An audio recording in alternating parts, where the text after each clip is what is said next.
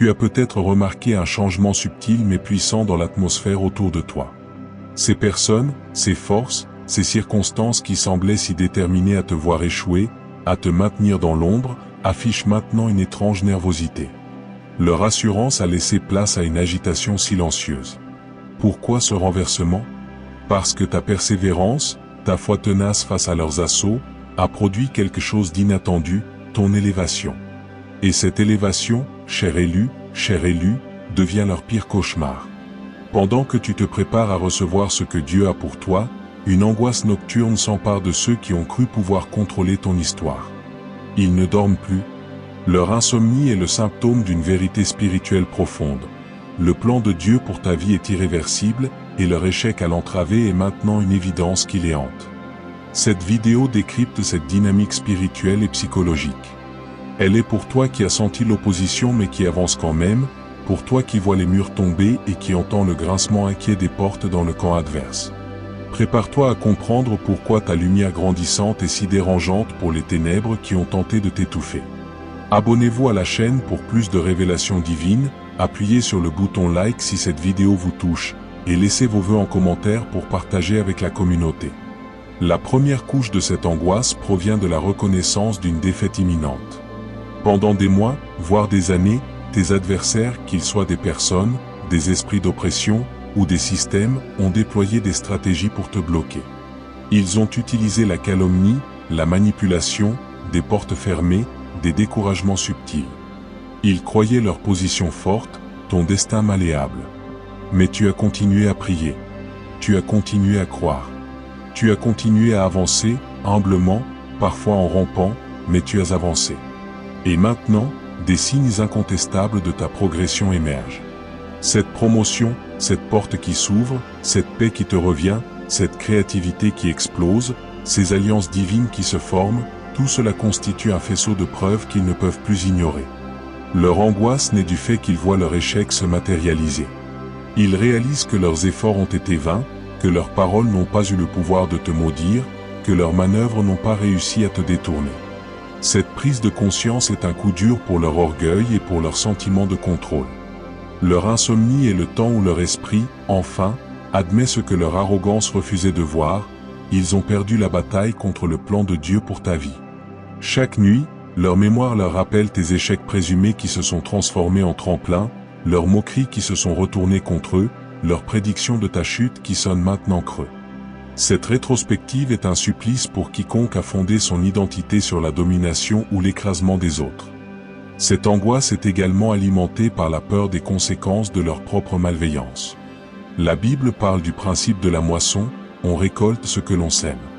Ils ont semé de la discorde, de la jalousie, de la méchanceté. Maintenant qu'ils voient ta faveur grandir, une question les terrifie. Quelle moisson vont-ils récolter? Vont-ils être exposés? Leurs mensonges vont-ils être révélés au grand jour? Leurs positions vont-elles être renversées par ta montée?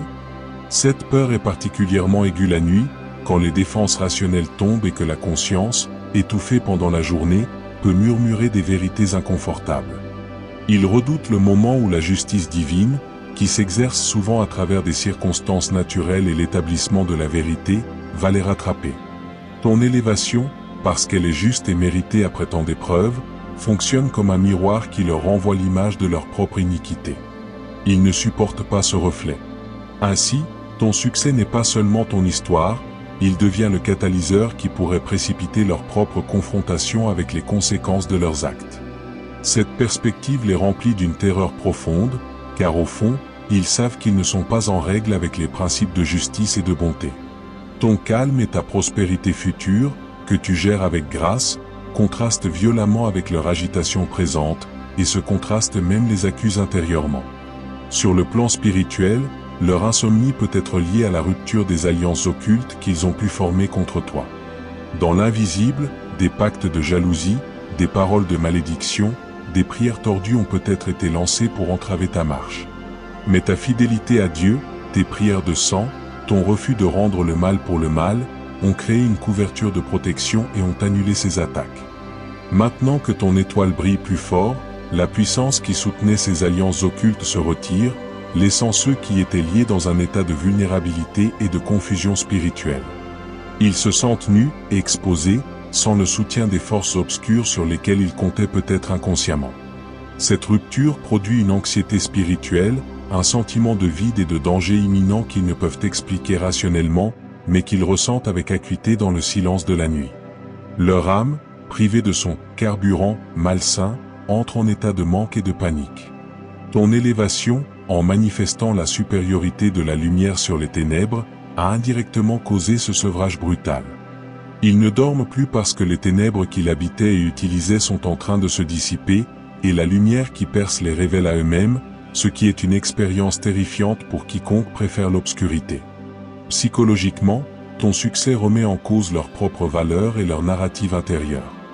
Beaucoup d'opposants tirent un sentiment de supériorité ou de sécurité du fait de te voir en dessous d'eux, de te voir lutter. Ta position basse confirmait leur histoire, je suis meilleur, j'ai raison, le monde fonctionne comme je le pense. Ton élévation brise ce schéma. Elle déclare que leur évaluation de toi était fausse, que leur compréhension du monde est incomplète, et que leur propre valeur n'est pas aussi absolue qu'ils le croyaient. Cette dissonance cognitive ou le conflit entre ce qu'ils croyaient et la réalité qui se dévoile, ou est une source majeure d'angoisse. Leur esprit lutte pour intégrer cette nouvelle donnée, tu réussis malgré eux. Cette lutte se joue intensément la nuit, quand le subconscient traite les expériences de la journée. Ils peuvent faire des cauchemars où les rôles sont inversés, où ils sont ceux qui tombent et où tu es celui qui aide, ou où ils sont publiquement humiliés. Ces rêves sont l'expression de leur peur la plus profonde, perdre leur statut, leur contrôle, leur estime de soi. Ton ascension pacifique est donc un tremblement de terre dans le paysage psychique de ceux qui avaient bâti leur maison sur le sable de ta supposée infériorité. Leur angoisse révèle aussi leur compréhension intuitive de la loi divine de la restauration. Au fond, ils savent que Dieu est un Dieu de justice qui relève l'affligé et qui rabaisse l'orgueilleux. En te voyant élevé, ils pressentent que le pendule de la justice divine est en train de se balancer dans ta faveur, et que par conséquent, il pourrait se balancer contre eux. Cette intuition n'est pas forcément une connaissance théologique claire, mais un sentiment viscéral, une loi morale inscrite dans la conscience humaine. La nuit, cette conscience s'exprime plus librement. Elle leur rappelle les paroles de l'Écriture qu'ils ont peut-être entendues et méprisées, Dieu résiste aux orgueilleux, mais il fait grâce aux humbles. En te voyant humblement persévérer et maintenant élevé, ils voient ce principe en action, et ils savent que s'ils sont du côté de l'orgueil et de l'oppression, ils sont du mauvais côté de l'histoire divine. Cette perspective eschatologique personnelle où l'idée que leur destin pourrait être de chuter pendant que tu t'élèves, est une source d'effroi existentiel. Ils ne dorment plus parce qu'ils entrevoient, dans les ombres de leur chambre, la possibilité de leur propre déclin, rendu plus évident et plus ironique par ton ascension. Il y a aussi la peur de l'irréversible. Tant que tu stagnais, ils pouvaient se bercer de l'illusion qu'un retour en arrière était possible, que tu finirais par abandonner. Ton élévation actuelle, surtout si elle est publique ou tangible, c'est un changement de chapitre. Elle rend leur défaite permanente, du moins pour cette bataille. Cette notion d'irréversibilité est difficile à accepter pour l'ego humain, qui aime garder des portes de sortie et des options. La nuit, leur mental réalise qu'il n'y a pas de retour en arrière, que la page est tournée, et que désormais, ils doivent vivre dans un monde où tu occupes une nouvelle place, une place qu'ils n'ont pas choisie pour toi. Cette perte de contrôle sur ton narratif et sur ta position les rend impuissants, et l'impuissance est une mère de l'angoisse. Ils font face à l'échec de leur projet de te contenir, et cet échec définitif ouvre la porte à toutes les angoisses liées à leur propre avenir, qu'ils ne peuvent plus prédire ou contrôler comme avant. Parfois, cette angoisse nocturne est le résultat direct de tes propres prières et de ton autorité spirituelle montante. En priant pour tes ennemis, en bénissant ceux qui te maudissent, en résistant avec fermeté mais sans haine, tu as exercé une pression spirituelle positive sur leur vie. Cette pression agit comme une lumière qui expose ce qui est caché, comme un feu qui purifie. Pour ceux qui sont disposés à changer, cette pression peut conduire à la conviction et à la repentance.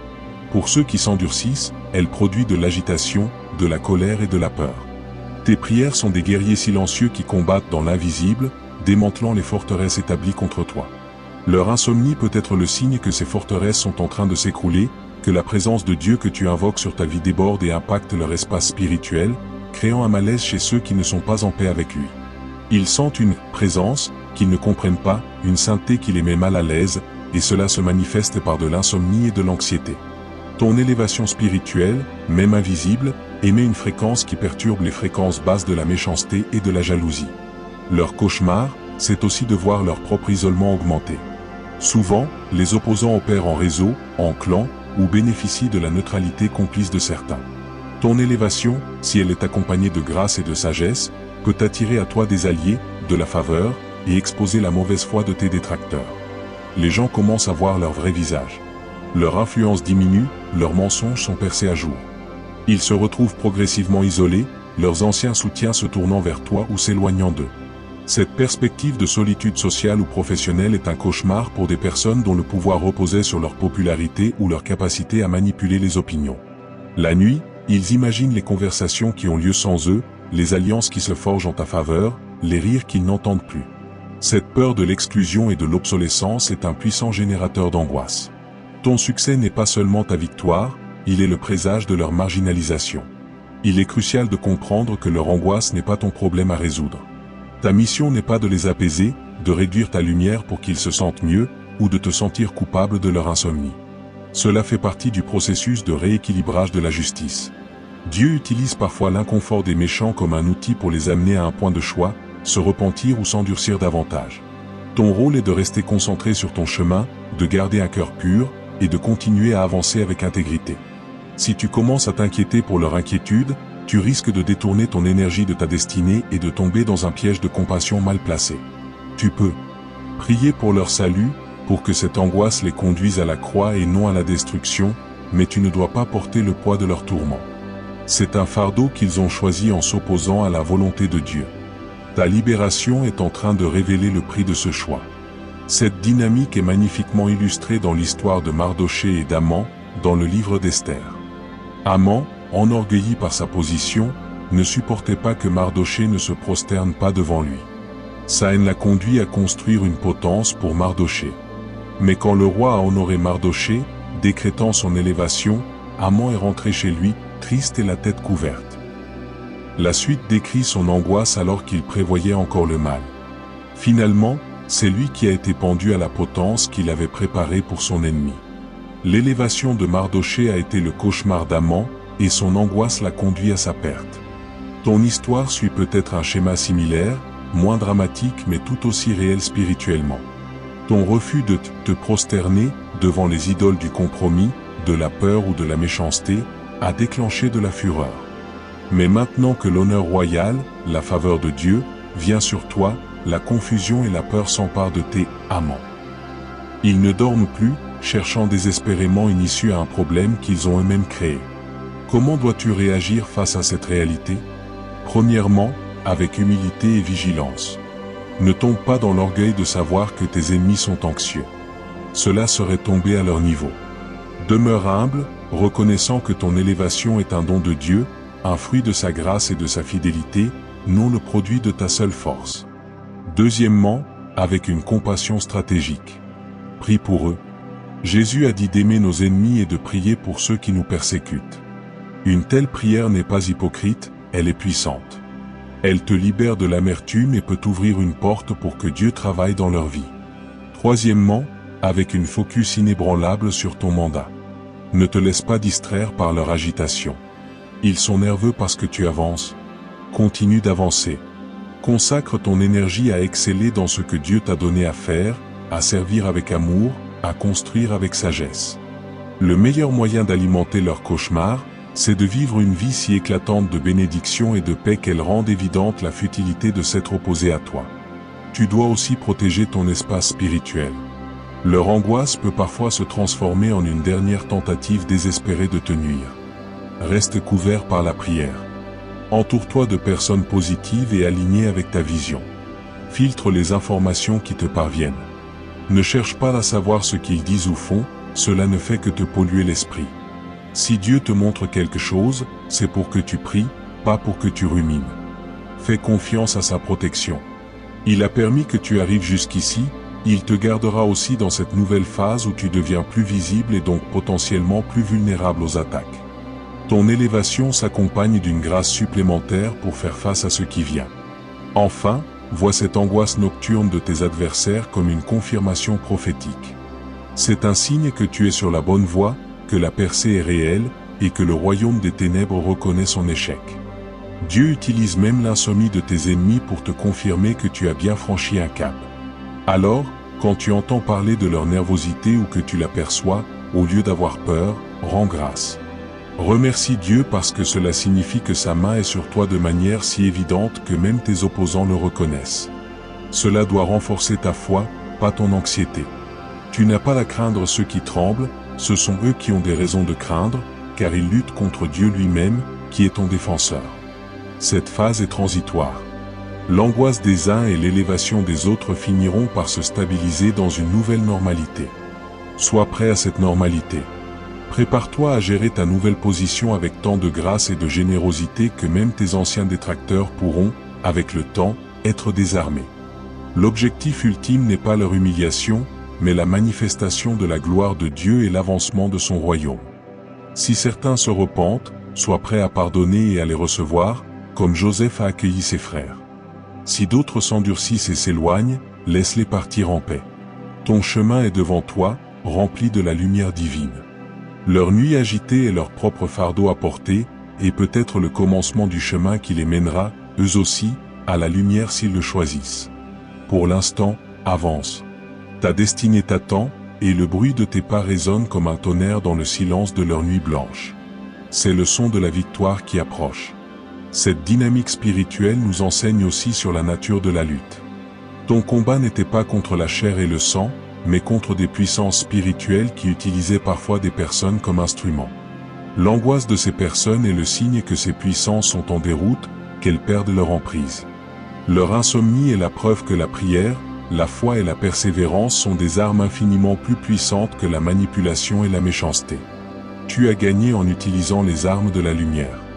Leur défaite est d'autant plus amère qu'elle est infligée par des moyens qu'ils méprisaient.